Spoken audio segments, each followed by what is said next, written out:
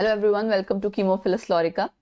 तो जैसा कि आपको स्क्रीन पे नजर आ रहा होगा, केमिकल बॉन्डिंग के 2022 के जो भी क्वेश्चंस आए हैं जी मेंस के एग्जाम में, वो आज हम डिस्कस करने वाले हैं। Previous year questions obviously. तो उसके पहले के जितने भी केमिकल बॉन्डिंग के क्वेश्चंस हैं वो हम ऑलरेडी वीडियो बना के निकाल चुके थे। तो उसके लिए आप एक प्लेलिस्ट है वो आप जाके चेक कर सकते हो, और वो प्लेलिस्ट जी मेंस वाले स्टूडेंट्स के लिए बहुत हेल्पफुल रहेगी। That playlist is JEE mains 2023। ठीक है, इस प्लेलिस्ट को आप लोग जाके प्लीज चेक करना। जो भी जी मेंस की तैयारी कर रहे हैं उसमें मैंने स्ट्रेटजी भी बताई हुई है, एंड प्रीवियस ईयर क्वेश्चंस हमने कई सारे चैप्टर्स के ऑलरेडी डिस्कस किए हुए हैं, और बाकी जो है वो आते रहेंगे। तो जैसा कि मैंने कहा था कि मैं जो भी आपका अभी रिसेंट सेशन है 24 जनवरी वाला, उस तक तो हम सारी वीडियोस नहीं कर पाएंगे सारे चैप्टर्स की, बट सेकेंड सेशन से पहले पहले ही हम सारे वीडियोस अपने सारे चैप्टर्स कवर अप करवा देंगे। इस टाइम वाले में मैक्सिमम मैं कोशिश करूंगी जितना ज्यादा कवर अप हो सके। ठीक है, तो बिना किसी देरी के शुरू करते हैं। केमिकल बॉन्डिंग के पहले के क्वेश्चंस आप इस प्लेलिस्ट में जाके चैप्टर में देख लेना। वो एक पूरी वीडियो है जिसमें प्रीवियस ईयर क्वेश्चंस मैंने सारे करा रखे हैं। 2022 के जो क्वेश्चंस रह गए हैं, ऑब्वियसली इस बार के जो रह गए, बाकी पिछले मैंने सारे करा दिए थे, वो हम आज वाले लेक्चर में डिस्कस करेंगे। ठीक है, और बेटा इस वीडियो में आपको खाली क्वेश्चंस नहीं, कॉन्सेप्ट भी रिवाइज करने को मिलेगा। जैसे कि आप अगर किसी ने पहली वाली वीडियो देख रखी है तो उसको पता होगा, क्वेश्चन के साथ मैं कॉन्सेप्ट भी समझाती हूँ, सो दैट आपका चैप्टर भी रिवाइज हो जाए from JEE mains point of view, कि आपको जी पॉइंट ऑफ व्यू से एडवांस या मेंस के हिसाब से आइडिया लग जाए कि आपको तैयारी कैसे करनी है, कहां से पढ़ना है, कहां से रिवाइज करना है। ठीक है, शुरू करते हैं जी। सबसे पहले हमारा क्वेश्चन है, और क्वेश्चन है आपका, which of the following pair of molecules contain odd electron molecule and an expanded octet molecule. उससे पहले एक चीज और मैं कहना चाहूंगी, जो न्यूकमर है चैनल पे, जिनको नहीं पता उनको मैं बता दूं, हमारे चैनल का नाम पता लग रहा होगा आपको, कीमोफिलस fluorica.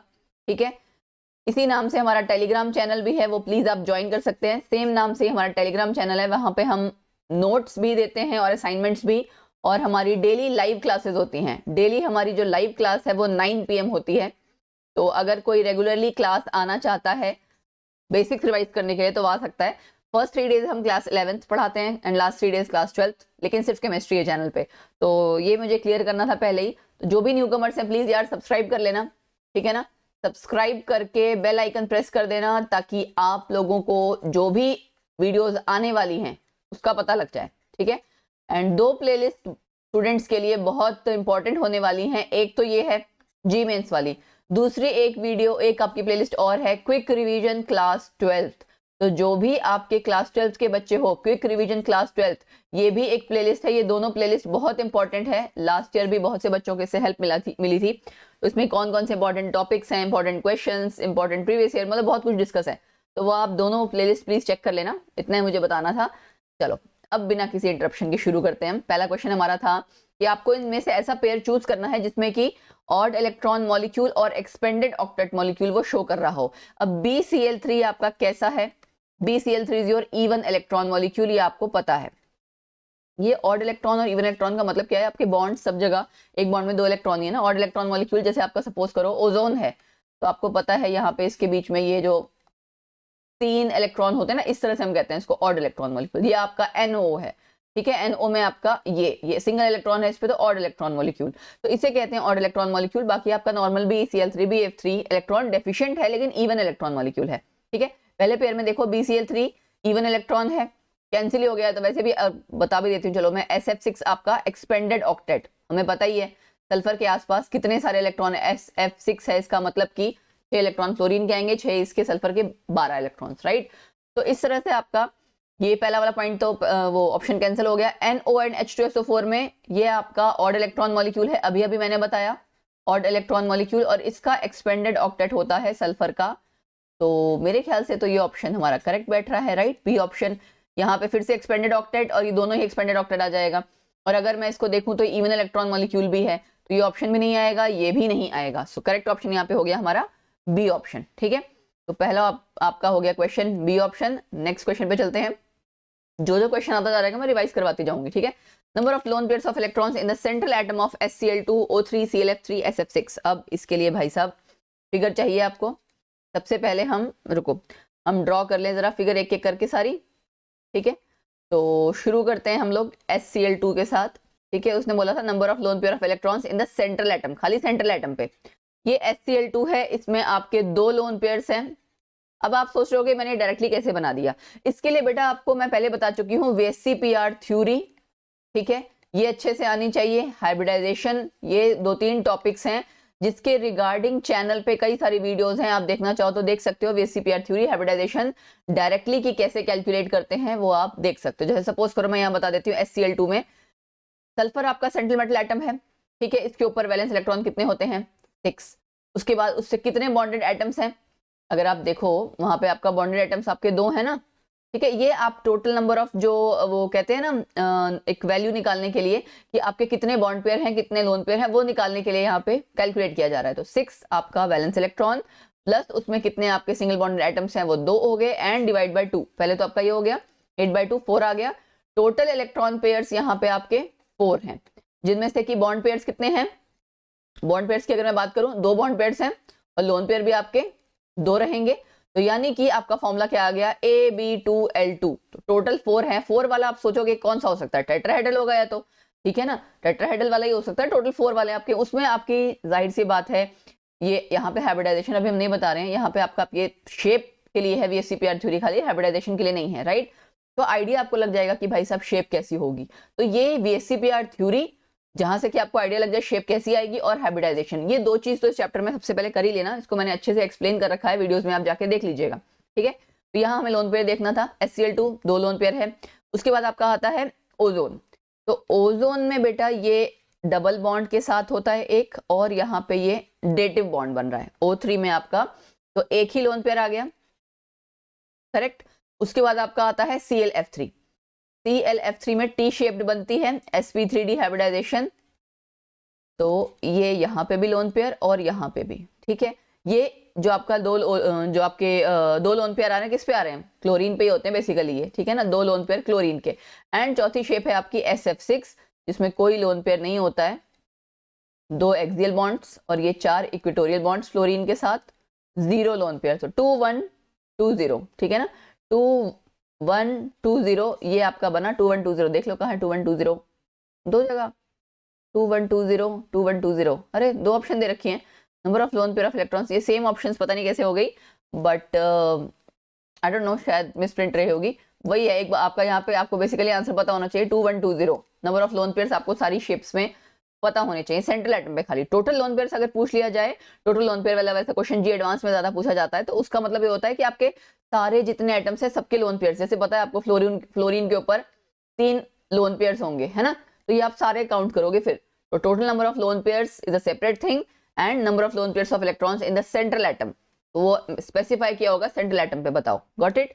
Next question, question number 3। कुछ आपको कंपाउंड दे रखे हैं, आपने इनको बताना है अमंग द अबव मॉलिक्यूल और ions the number of molecule having sp3d2 hybridization. अब जनाब pf5 ये हो गई इसकी हाइब्रिडाइजेशन, मतलब ज्योमेट्री, एंड sp3d नहीं है जी ये, ठीक है। brf5 अब कैलकुलेट करना तो आपको सीखना पड़ेगा, मैंने पहले ही बता दिया हाउ टू कैलकुलेट हाइब्रिडाइजेशन।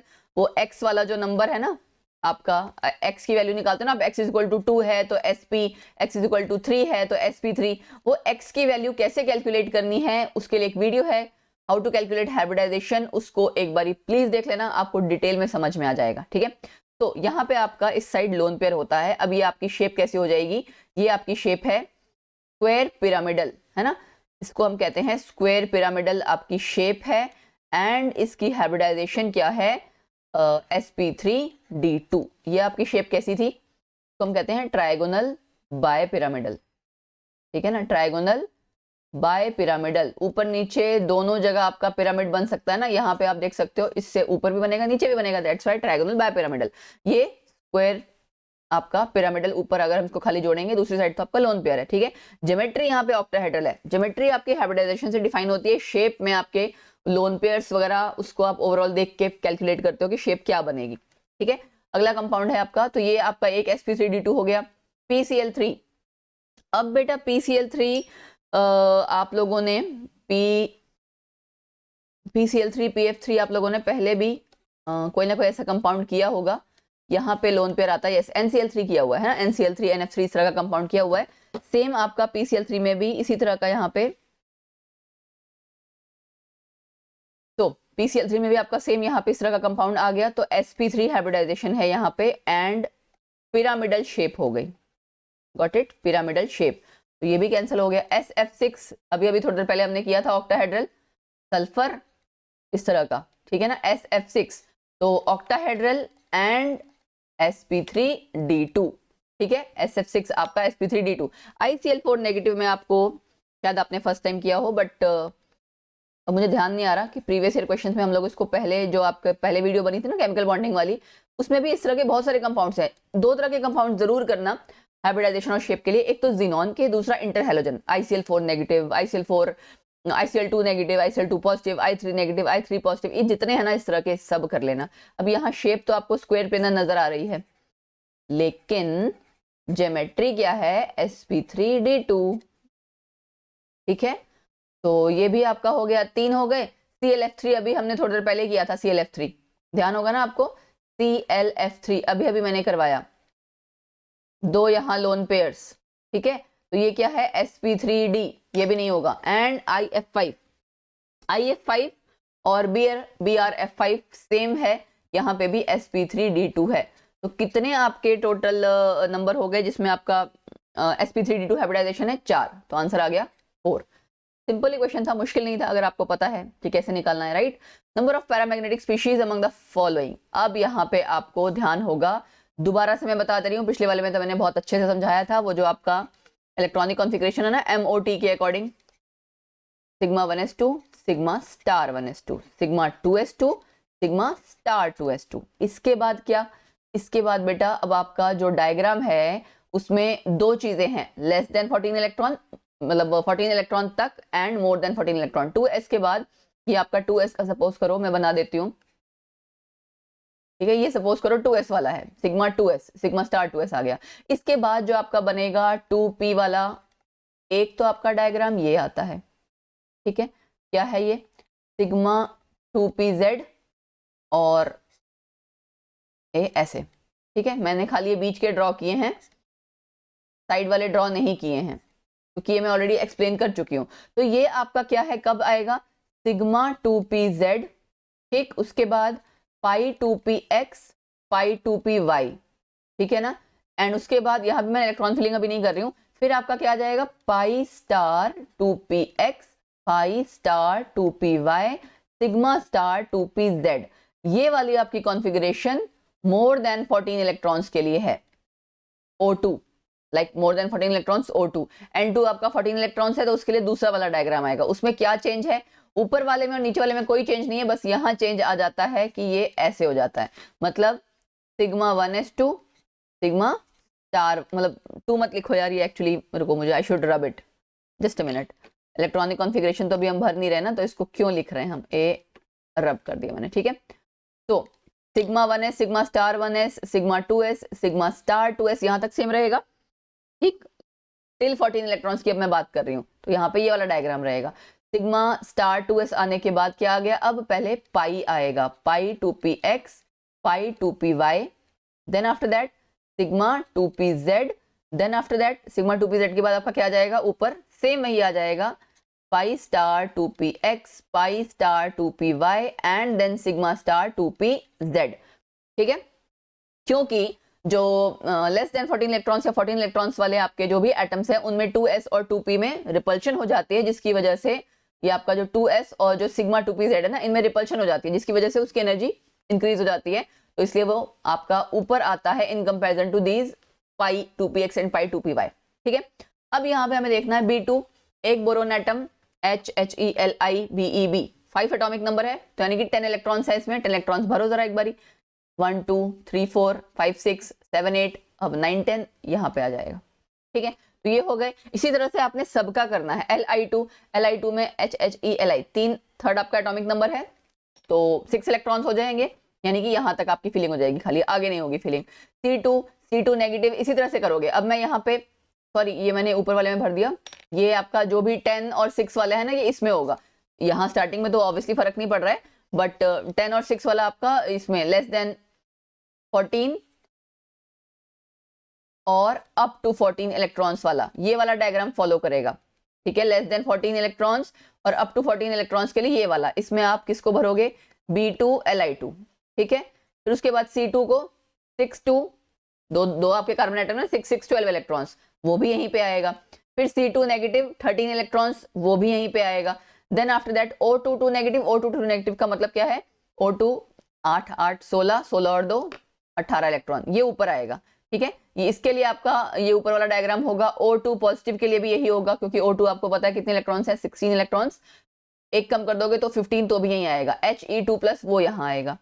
तो आपने सबके के लिए अगर इलेक्ट्रॉनिक कॉन्फ़िगरेशन जब लिख ली होगी, उसके बाद आपको बताना क्या था कि कितनी पैरामैग्नेटिक स्पीशीज हैं। अब देखो मैं बताती हूँ कि पैरामैग्नेटिक स्पीशीज कैसे देखना है। पैरामैग्नेटिक स्पीशीज देखने के लिए जस्ट अ मिनट, मैं एक बार फिलिंग करते हैं, हम फिर बताते हैं आपको। देखो B2 के लिए चेक कर लें, 10 इलेक्ट्रॉन है, 1 2 3 4 5 6 7 8। अब यहाँ पे मैंने यहाँ ऊपर गलती से भर दिया था ना, 7 8 9 10, यहाँ पे दोनों में मैंने पहले क्या किया, एक एक इलेक्ट्रॉन बढ़ाया। आपको पता है मॉलिक्यूलर ऑर्बिटल थ्योरी में भी सेम वही रूल लगते हैं जो आप नॉर्मली इलेक्ट्रॉन्स की फिलिंग के लिए करते हो। तो ये आपका सेम लेवल पे आता है ना, आप देख रहे हो सेम लेवल पे, तो दोनों में पहले सिंगल सिंगल इलेक्ट्रॉन भरोगे, उसके बाद पेयरिंग करोगे। तो यानी कि आपका B2 क्या है, पैरामैग्नेटिक है, क्योंकि यहाँ पे लोन पेयर आपको नजर आ रहा है। तो पहला पैरामैग्नेटिक कौन सा हो गया, B2, ठीक है। और उसके बाद ऐसे अगर आप करोगे Li2 इसी में अगर मैं भरूं 6 इलेक्ट्रॉन, 1 2 3 4 5 6, Li2 नहीं आएगा। फिर C2 में कितने इलेक्ट्रॉन्स थे, 12 इलेक्ट्रॉन्स, 1 2 3 4 5 6 7 8 9 10 11 12, यहीं पे आ जाएंगे ना सारे, तो ये भी आपका नहीं है। C2 negative, yes C2 negative अगला यहाँ आएगा, तो यानी कि यहाँ पे C2 नेगेटिव आ गया, ठीक है। और O22 नेगेटिव जरा ऊपर देख लेते हैं। O22 नेगेटिव का मतलब क्या है, 16 और 2 18, 1 2 3 4 5 6 7 8 9 10 11 12 13 14, चलो 15 16 17 18 सब भर गए, ठीक है जी। तो यानी कि O22 नेगेटिव आपका क्या है, डायमैग्नेटिक, पैरामैग्नेटिक नहीं है। O2 पॉजिटिव, O2 का क्या मतलब है, 16 इलेक्ट्रॉन्स एंड उसमें से एक कम, यानी कि 15 इलेक्ट्रॉन। तो 1 2 3 4 5 6 7 8 9 10 11 12 13 14 के बाद हाँ यहाँ पे अकेला खाली एक अकेला इलेक्ट्रॉन आ जाएगा, इसके आगे तो है ही नहीं, 15 इलेक्ट्रॉन। तो यानी कि O2+ आपका यस होगा आपका पैरामैग्नेटिक, ठीक है। उसके अलावा आपका क्या रह गया, उसके अलावा आपका रह गया हीलियम-2। तो हीलियम आपको पता है इसका एटॉमिक नंबर 2, तो एक में आपके 2 इलेक्ट्रॉन है, दोनों में टोटल 4 इलेक्ट्रॉन्स, एक कम 3 इलेक्ट्रॉन, ये तो पता ही लग रहा है देखते हैं कि यहाँ पे 2 और 1। उसके बाद इसमें आपका ये वाला डायग्राम फॉलो होगा ना, तो यहाँ पे एक सिंगल इलेक्ट्रॉन आ जाएगा। तो यस ये भी आपका क्या हो गया, पैरामैग्नेटिक। तो यहाँ टोटल 4 स्पीशीज हो गई जो कि पैरामैग्नेटिक है, एक ये, ठीक। उसके बाद O2 positive, C2 negative and B2 मैंने आपको पूरा करके दिखा दिया। अब इस तरह का कोई क्वेश्चन आएगा तो मैं दोबारा पूरा नहीं कराऊंगी ऑब्वियसली, क्योंकि जिन बच्चों को आता है वो सोचते हैं फिर कि यार फिर से दोबारा मैडम करवा रही है ना। तो बेसिक कॉन्सेप्ट हमने रिवाइज कर लिया, आई होप अब आप नेक्स्ट टाइम कर पाओगे। नेक्स्ट क्वेश्चन, 2 स्टेटमेंट्स दी हैं, असर्शन रीजन। पहला क्या लिखा है, zero orbital overlap is an out of phase overlap. पहले तो ये जान लो कि जीरो ऑर्बिटल ओवरलैप क्या है। एक ये है, एक ये सिचुएशन है। इसका क्या मतलब है कि मैं यहाँ पे Px या Py इनमें से किसी एक को S के साथ ओवरलैपिंग करवा रही हूँ, इट्स नॉट पॉसिबल, राइट। यहाँ पे भी मैं Pz को Px या Py के साथ ओवरलैपिंग करवा रही हूँ, it is also not possible. इसको हम क्या कहते हैं, इम्प्रॉपर ओरिएंटेशन है। तो यहाँ पे आपकी जो ओवरलैपिंग है वो नहीं होगी, उसे हम कहते हैं zero orbital overlap. Out of phase है, यस ये आउट ऑफ फेज है। एंटी बॉन्डिंग और बॉन्डिंग, बॉन्डिंग में आपका क्या होता था, बॉन्डिंग मॉलिक्यूलर ऑर्बिटल आपका बनता था इन फेज से, जहां आपकी प्रॉपर ओरिएंटेशन होती है। एंटी बॉन्डिंग मॉलिक्यूलर ऑर्बिटल आपका बनता है आउट ऑफ फेज से। तो एंटी बॉन्डिंग का मतलब ये होता है कि जहां पे आपकी ओवरलैपिंग नहीं हो पा रही है, इम्प्रॉपर ओरिएंटेशन है। तो ये आपका असर्शन करेक्ट है। It results due to different orientation and direction of approach of orbital, yes अभी हमने देखा डिफरेंट ओरिएंटेशन है। तो ये आपका ए और रीजन आपका दोनों ट्रू है and it's a correct explanation. तो आंसर आपका 5th क्वेश्चन का आ गया ए, कि दोनों सही है, असर्शन रीजन एंड उसकी करेक्ट एक्सप्लेनेशन है, ठीक है। नेक्स्ट क्वेश्चन, नेक्स्ट क्वेश्चन ये फिर से देखो आ गया, weekly attracted by magnetic field. इसका क्या मतलब है कि पैरामैग्नेटिक होना चाहिए, ठीक है जी। And magnetize in the same direction as magnetic field. दूसरा क्या है, weakly magnetize in opposite direction to magnetic field. ये सेम डायरेक्शन में कौन करेगा भाई, जो अट्रैक्ट हो रहा होगा ना पैरामैग्नेटिक। इसका क्या मतलब है, weakly magnetize in opposite direction to magnetic field का मतलब डायमैग्नेटिक की बात कर रहा है। सेम क्वेश्चन को थोड़ा सा ट्विस्ट करके दे दिया, ठीक है। इसमें आपको अब यहाँ पे जो ये कंपाउंड्स है ना, पांचों के पांचों, इनको चेक करना आना चाहिए। O2, अब यहाँ पे कुछ तो आपके ऐसे होंगे बेटा जो MOT से आप निकालोगे, जैसे ऑक्सीजन है, ऑक्सीजन आप MOT से निकालोगे, पैरामैग्नेटिक में आता है, ठीक है। Cu2+ नॉर्मल कॉन्फ़िगरेशन देखोगे तो क्या होता है, कॉपर की क्या होती है, खाली लास्ट में आप करते हो ना 4s1 3d10, ठीक है। 2+ का मतलब एक इलेक्ट्रॉन यहां से निकाला, दूसरा यहां से निकालोगे तो 3d9 आ गया, तो पैरामैग्नेटिक हो गया, यस। तो ये भी आपका पैरामैग्नेटिक हो गया, कॉपर 2+ भी पैरामैग्नेटिक है। ऐसे ही आयरन +3 भी पैरामैग्नेटिक है, तो तीनों पैरामैग्नेटिक स्पीशीज हैं। Statement 1 correct. दूसरा NaCl वाटर आपका डायमैग्नेटिक होता है। अब ये कैसे पता लगाओगे कि NaCl डायमैग्नेटिक है, इसमें आप Na+ या Cl नेगेटिव आयनिक कंपाउंड्स आप देख सकते हो। यहाँ पे भी ऐसे ही कि आपका जो अनपेयर्ड इलेक्ट्रॉन्स हैं वो पॉसिबल नहीं है, that's why it's a diamagnetic, right. तो आपका दोनों स्टेटमेंट करेक्ट है, statement 1 and statement 2 are correct, A is the correct answer, ठीक है। क्वेश्चन नंबर 6 में आपका ए ऑप्शन आ गया, ठीक। Next question, molecular orbital theory के अकॉर्डिंग बताओ, देख रहे हो बार बार आ रहा है, नंबर ऑफ स्पीशीज और ions from the following having identical bond order. कितनी ऐसी स्पीशीज हैं जिनका की सेम बॉन्ड ऑर्डर है, ठीक। अब Cn नेगेटिव में अगर आपको पता हो तो C ट्रिपल बॉन्ड N इस तरह से आता है, ठीक है, 3 बॉन्ड ऑर्डर है। NO+ में उसके बाद O2 में आपका डबल बॉन्ड आता है।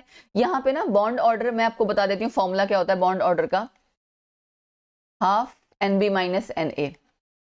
NB क्या है, ये number of bonding electrons, number of bonding electrons, और Na number of anti bonding electrons, got it, number of anti bonding electrons. तो वो आप फिर से पूरा लिखोगे, sigma 1s2 sigma star and all. तो जो जो सारे सिग्मा वाले हैं मतलब, और ये वाले स्टार वाले जितने भी हैं वो एंटी बॉन्डिंग में आ जाएंगे, चाहे सिग्मा स्टार है चाहे पाई स्टार, और सिंपल सिग्मा पाई वाले आपके बॉन्डिंग में आ जाएंगे। तो आप नंबर ऑफ इलेक्ट्रॉन्स चेक करोगे तो वहां से आपको सबके बॉन्ड ऑर्डर कैलकुलेट करने आ जाएंगे। जैसे आप Cn नेगेटिव, इसके लिए क्या करोगे, 6 + 7 और 1 कितना हो गया आपका 14 इलेक्ट्रॉन्स। तो यहाँ पे डायग्राम आपका पुराने वाला मतलब I mean up to 14 electrons वाला आएगा। यहाँ पे 7 + 8 15, और ये 15 अब आ रहा है ना। अब यहाँ पे आप सोचोगे कि कौन सा डायग्राम फॉलो करना है, यहाँ पे आपको डायग्राम 15 इलेक्ट्रॉन वाला ही फॉलो करना पड़ेगा, उसमें से माइनस करना है, ठीक है, मोर देन 14 वाला यानी कि फॉलो करना है, ठीक है जी। तो ये सब थोड़ा सा एक्सेप्शन है, थोड़ा ध्यान रखना है।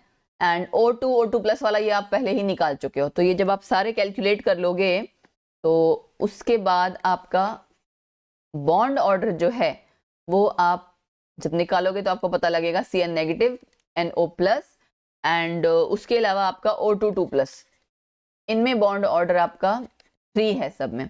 तो आपका क्या आंसर क्या आ जाएगा, पूछा गया था नंबर ऑफ स्पीशीज जिनकी की सेम बॉन्ड ऑर्डर है 3 स्पीशीज। NO+ का एक बार चेक कर ले, हो सकता है डाउट हो रहा हो। Sigma 1s2 sigma star 1s लिखेंगे, फिर हम sigma 2s sigma star 2s लिखेंगे, मोर देन 14 वाला फॉलो करना है ना आपको।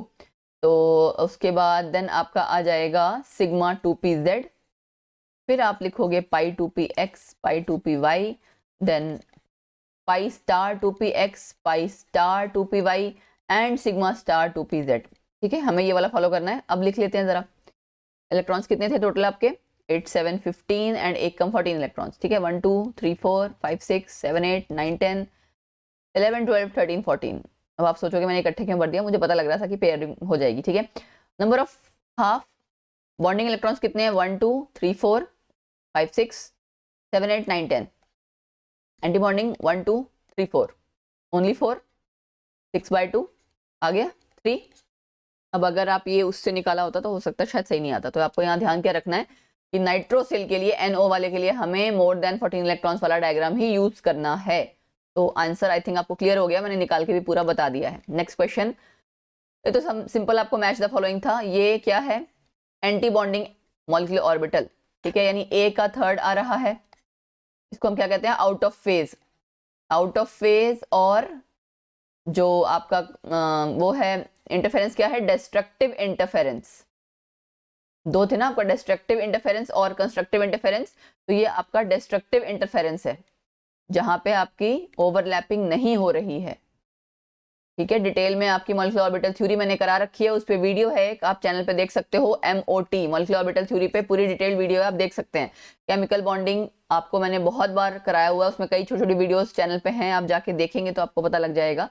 कोई वीडियो अगर आपको किसी टॉपिक से चाहिए, नहीं पता लग पा रहा है, तो उस टॉपिक का नाम लिखो, साथ में लॉरिका मैम लिख दिया करो, या कीमोफिलस लॉरिका, बड़े आसानी से मिल जाएगा। ठीक है, तो ए का थर्ड आ गया, उसके बाद सेम इसका डी का क्या आ गया, सेकेंड, डी का second.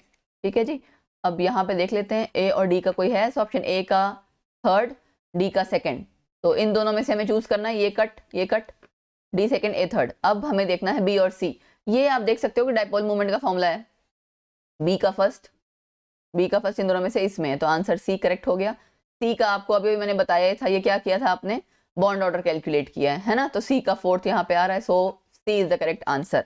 Got it, question number 8 हो गया। क्वेश्चन नंबर 9, और नंबर ऑफ मॉलिक्यूल्स और ions from the following having non planar structure. So my dear, अब इसको तो फिर से अब आपको इस सारे कंपाउंड्स इनका पता होना चाहिए। NO3 नेगेटिव, यहाँ है sp2 और है प्लेनर, फिर क्या है H2O2। H2O2 में मैं आपको बता दूं ओपन बुक लाइक स्ट्रक्चर होता है, नॉन प्लेनर होता है। ठीक है, इसको आप कहोगे sp3 नॉन प्लेनर, टेट्राहेड्रल नहीं होता, ओपन बुक लाइक स्ट्रक्चर होता है H2O2 का, जैसे किताब खुल रही हो।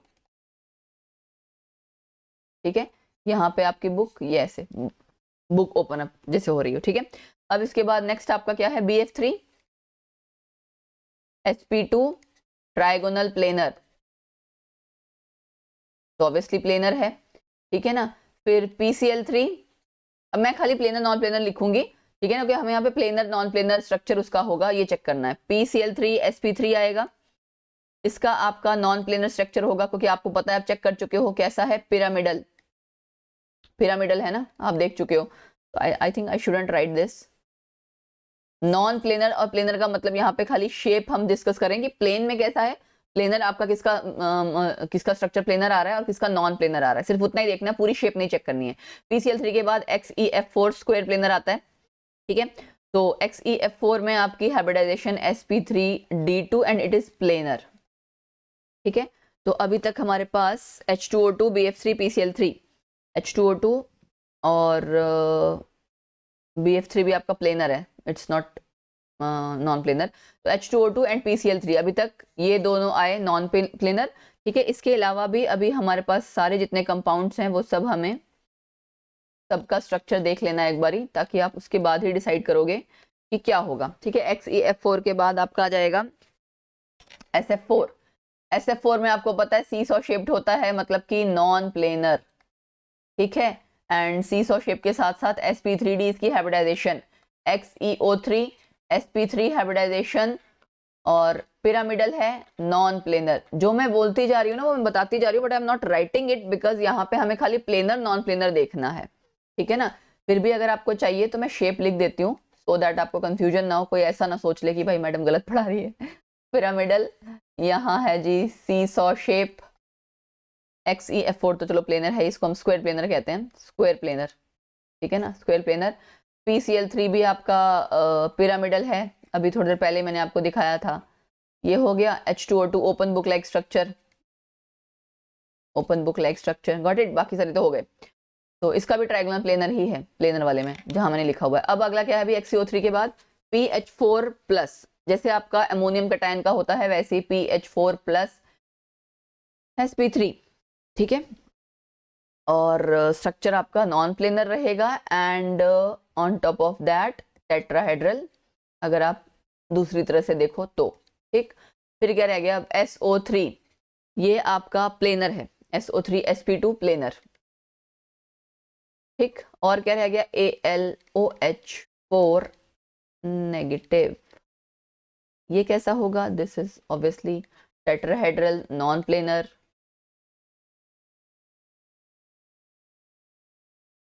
ठीक है, मैंने सबकी शेप एंड ऑल लिख दी, आई होप अब क्लियर हो गया होगा आपको। अब देख सकते हो आप क्या क्या रह गया, कितने हैं non planar structures, 1 2 3 4 5 6, answer is 6।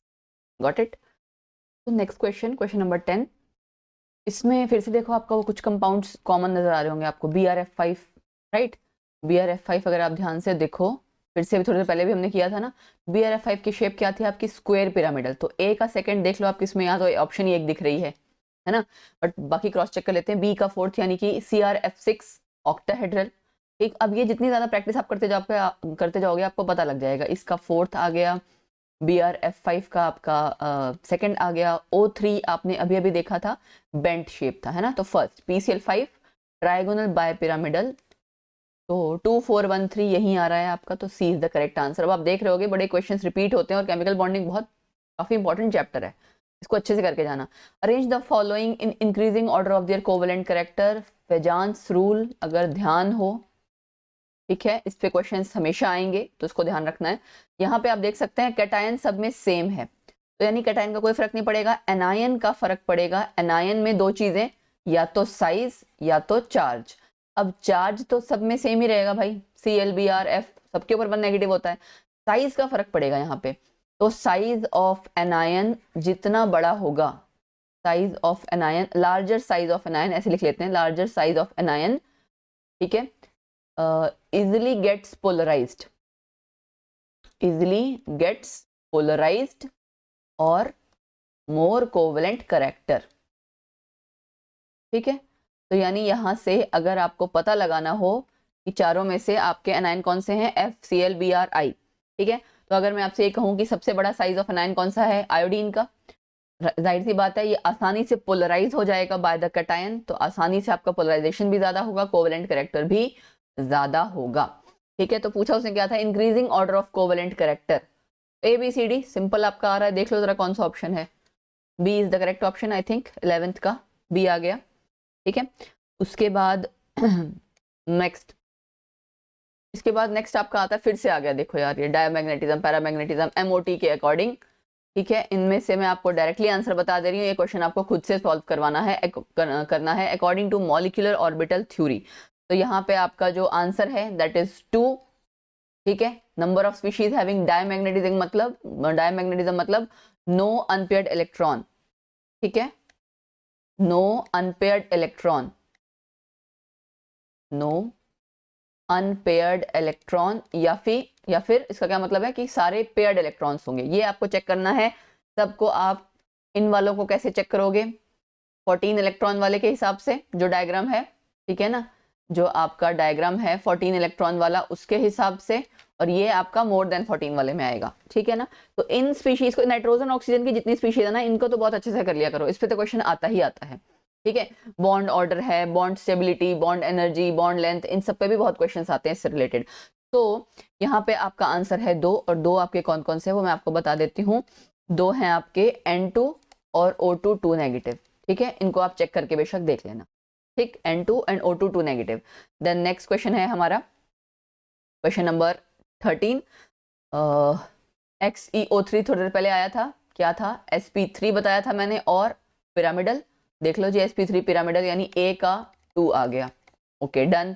XeF2 linear होता है बेटा, जीनॉन का मैंने कहा था ना, XeF2 आपका लीनियर होगा, लीनियर यानी कि फर्स्ट, यहाँ पे आपका ऑप्शन फर्स्ट आ गया। मैंने कहा था ना जीनॉन के कंपाउंड्स कर लेना, XeF6, अब ये sp3d2 होता है, सॉरी sp3d3 होता है, तो डिस्टॉर्टेड ऑक्टाहेड्रल, डी का यहाँ पे थर्ड आ जाएगा, और आई थिंक आपने इसका XeOF4 आपने कर रखा होगा, ठीक है ना। XeOF4 मैं आपको बता देती हूँ शेप वगैरह ना इसकी, अगर सपोज करो, ठीक, ये आपका आ जाएगा XeOF4 इस तरह से,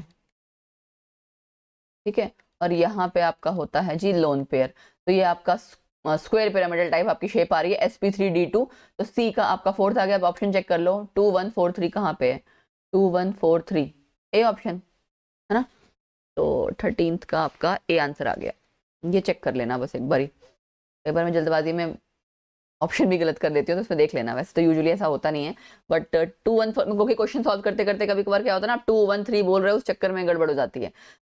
सम of number of lone pair of electrons present on the central atoms of, सबके सेंट्रल एटम्स पे, ठीक है, सब पे आपका एक एक लोन पेयर है, ठीक। तो आपने जैसे XeO3 है ना, इसका आपकी जो शेप है ये है जी, ठीक है।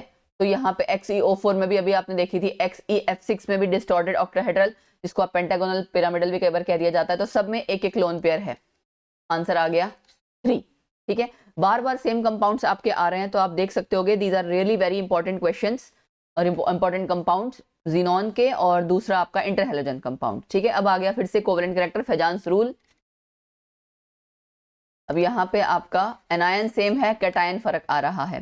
कैटायन जितना छोटा होगा, स्मॉल साइज ऑफ, यानी कि स्मॉलर लिख लेना चाहिए, smaller size of cation, more polarizing power, more polarizing power. ये फेजान रूल ही हम डिस्कस कर रहे हैं। जितना छोटा आपका कैटायन का साइज होगा, एनायन जो आपका कैटायन का चार्ज है वो तो सेम है सब में, +1 तो चार्ज देखना नहीं, खाली साइज देखना है। जितना छोटा साइज उतना ज्यादा पोलराइजिंग पावर उसकी, जिसकी वजह से आपका एनायन जो है जल्दी पोलराइज होगा, and more polarization, more covalent character, more polarization, more covalent character. और उसने कहा भी क्या था, decreasing order of covalent character. सबसे ज्यादा कोवेलेंट कैरेक्टर यानी कि किसका होगा, जिसका साइज सबसे छोटा होगा। तो लिथियम का साइज सबसे छोटा, LiCl आपका कैसा होगा, मोस्ट, इसका सबसे ज्यादा कोवेलेंट कैरेक्टर होगा, सबसे छोटा साइज, सबसे ज्यादा पोलराइजेशन, सबसे ज्यादा कोवेलेंट कैरेक्टर इसका। लिथियम, लिथियम के बाद फिर आपका सोडियम, पोटेशियम, सीजियम, इसी सीक्वेंस में आएगा। डिक्रीजिंग ऑर्डर कहा हुआ है, तो ABCD का this is your answer, C option. 15th का आपका सी ऑप्शन आ गया। ठीक है जी, नेक्स्ट, आइसो इलेक्ट्रॉनिक इनमें से कौन सी है। आइसो इलेक्ट्रॉनिक का मतलब सेम नंबर ऑफ इलेक्ट्रॉन्स होने चाहिए। ठीक है, तो अब same number of electrons check कर लो। CH4 में 6 + 4, राइट, 10 इलेक्ट्रॉन्स। NH4 में सोडियम, सोडियम कह रही हूँ, आपका नाइट्रोजन 7, और उसके बाद +4 - 1, 10 electron. Okay, BH4 negative, B का आपका क्या आ जाएगा, 5 + 4 + 1, 10 इलेक्ट्रॉन अगेन। तो आइसो इलेक्ट्रॉनिक है, हाँ जी बिल्कुल आइसो इलेक्ट्रॉनिक है। And only 2 have tetrahedral structure. तो इसका टेट्राहेड्रल है, आपको पता है। ठीक है, टेट्राहेड्रल इनका भी है, इसका भी है। BH4 नेगेटिव भी मैं आपको बता दूं बेटा, इसका भी टेट्राहेड्रल ही होता है ऐसे। ठीक है, तो ये ऑप्शन तो हो नहीं सकती। They are isoelectronic and all have tetrahedral structures, B is your correct option. 2 isoelectronic है, 2 आइसो इलेक्ट्रॉनिक है, ये तो वैसे ही पॉसिबल नहीं हो पाएगा। So B is your correct answer. 16th हो गया। Then next 17th, value of hybridization of P exhibited in PF5 is sPxdy. Value of Y is very simple my dear, sp3d आपकी हाइब्रिडाइजेशन है। तो P के ऊपर X था, तो यानी X की वैल्यू यहाँ 3 है, Y की वैल्यू 1 है। क्वेश्चन देखो कितना आसान आसान पूछा हुआ है, बाय गॉड मजा ही आ गया यार। SF4 में loan pair of electrons and S is in. मैं आपको बता दूं ये ऐसे है यहाँ पे। ठीक है, थोड़ा सा बेंट शेप इस तरह से हो जाता है, ये एक इधर थोड़ा सा इधर। तो जो लोन पेयर है आपका ये यहाँ पे आता है, बाकी सब जगह F है, F सीसॉ शेप। ठीक है, तो लोन पेयर आपका इक्वेटोरियल पोजीशन पे आया। तो जहां जहां इक्वेटोरियल है पहले तो ये ऑप्शन देख लो, इनको तो कट कर दो, cut equatorial position. And there are 2 lone pair bond pair repulsion. Lone pair bond pair repulsion का मतलब क्या है बेटा, ये जो लोन पेयर है इसके साथ और इसके साथ तो रिपल्शन करेगा नहीं। आपको पता है ट्रायंगुलर प्लेनर एक बैलेंस ज्योमेट्री है ना, आप पढ़ चुके हो SP2 में। तो ये जो आपके इक्वेटोरियल वाला है इनके साथ रिपल्शन नहीं करता, लेकिन इसकी रिपल्शन इसके साथ और इसके साथ जरूर होगी। ठीक है, तो 2 इसकी loan pair bond pair repulsions रहेंगी एट 90 डिग्री, राइट। 3 नहीं है आपके, 2 हैं, तो आंसर ए यहाँ पे करेक्ट आ जा रहा है। 18th का आंसर ए आ गया। ठीक है, next question 19th। Oh my God, फिर से टी शेप ClF3, ए का 3rd। ठीक है जी, trigonal planar, trigonal planar BF3, B का 4th। Square planar XeF4। मुझे लगता है इतना तो करने के बाद ये कोई गलत भगवान ना करके आए, इतने उससे मैंने तसल्ली से कराए हैं क्वेश्चन ना। 3 4 1 2 देखो जरा कहाँ है, 3 4 1 2, B is your correct answer, 19th का बी। ठीक, देन उसके बाद हमें चलना है अब 20th। Correct order of increasing intermolecular sorry increasing intermolecular hydrogen bond strength. मतलब हाइड्रोजन बॉन्डिंग किसमें किसमें है पहले तो ये पता होना चाहिए। अमोनिया एंड वाटर में हाइड्रोजन बॉन्डिंग होती है, ये हमें पता है जी। ठीक है, जितना ज्यादा आपका इलेक्ट्रोनेगेटिव एटम होता है वहां पे हाइड्रोजन बॉन्डिंग उतनी ही ज्यादा होगी। ठीक है ना, उतनी ही ज्यादा होगी। तो नाइट्रोजन आपका सॉरी यहाँ पे वाटर दे रखा है, अच्छा ऑप्शंस भी अलग अलग हैं। Okay okay, just minute water दे रखा है, अमोनिया दे रखा है, मीथेन, मीथेन में तो होगी नहीं हाइड्रोजन बॉन्डिंग, ठीक है ना। HCl में आपकी थोड़ी हाइड्रोजन बॉन्डिंग हो सकती है, ठीक है ना, HCl में हाइड्रोजन बॉन्डिंग थोड़ी सी हो सकती है इसके कारण। तो और तो कोई नया कंपाउंड है नहीं। अब हमें देखना क्या है, इनमें से सबसे ज्यादा हाइड्रोजन बॉन्डिंग वाटर में होनी चाहिए, राइट। ऑक्सीजन ज्यादा इलेक्ट्रोनेगेटिव है, तो ये ऑप्शन तो गड़बड़ हो गई, क्योंकि यहाँ पे वाटर कम दे रखा है और एमोनिया ज्यादा दे रखा है, तो फर्स्ट ऑप्शन नहीं हो सकता। यहाँ पे भी आपका एमोनिया ज्यादा, ये मीथेन ज्यादा दे रखा है, इसके कारण ये भी गलत। ये वाली ऑप्शन हो सकती है कि एमोनिया, एमोनिया के बाद HCl हाइड्रोसाइनिक एसिड, और फिर this is your correct answer, ये भी गड़बड़ है ना। तो करेक्ट ऑप्शन आपकी हो गई सी। मैंने जल्दबाजी में खाली वाटर और ये देख लिया था, ये नहीं ध्यान दिया कि सब में डिफरेंट भी हैं, तो आप लोग भी ध्यान देना, जल्दबाजी नहीं करने का। 21st question, for increasing bond order the correct option is, let me give you the answer bond orders का। O2 प्लस 2.5, मैंने ऑलरेडी कैलकुलेट कर रखा है, तुम लोग भी कैलकुलेट कर लेना, ठीक है। O2 negative and O2 2 negative, ये है आपका 1.5 और ये आपका आ जाता है 1। तो अब यहाँ से आपका जो ऑप्शन सेट बैठ रहा है दैट इज ए, ठीक है ना। ये आपकी सबसे ज्यादा इंक्रीजिंग बॉन्ड ऑर्डर किसकी है, O2 प्लस, इन दोनों में से देखना था, फिर O2 इनमें आपका आगे पीछे कर रखा था, तो ए आपकी करेक्ट आंसर आ गया। Among SF4 this number of species with 2 lone pair of electrons। अब यार 2 स्पीशीज हैं यहाँ पे, कौन कौन सी।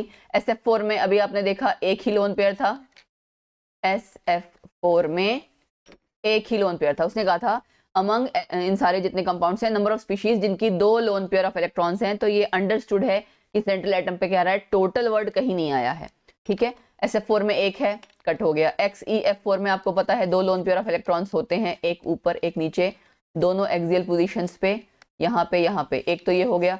CF4 में कोई लोन पेयर नहीं है, वाटर में 2 लोन पेयर है, ये आपका हो गया, 2 स्पीशीज हो गई, बस आंसर आ गया।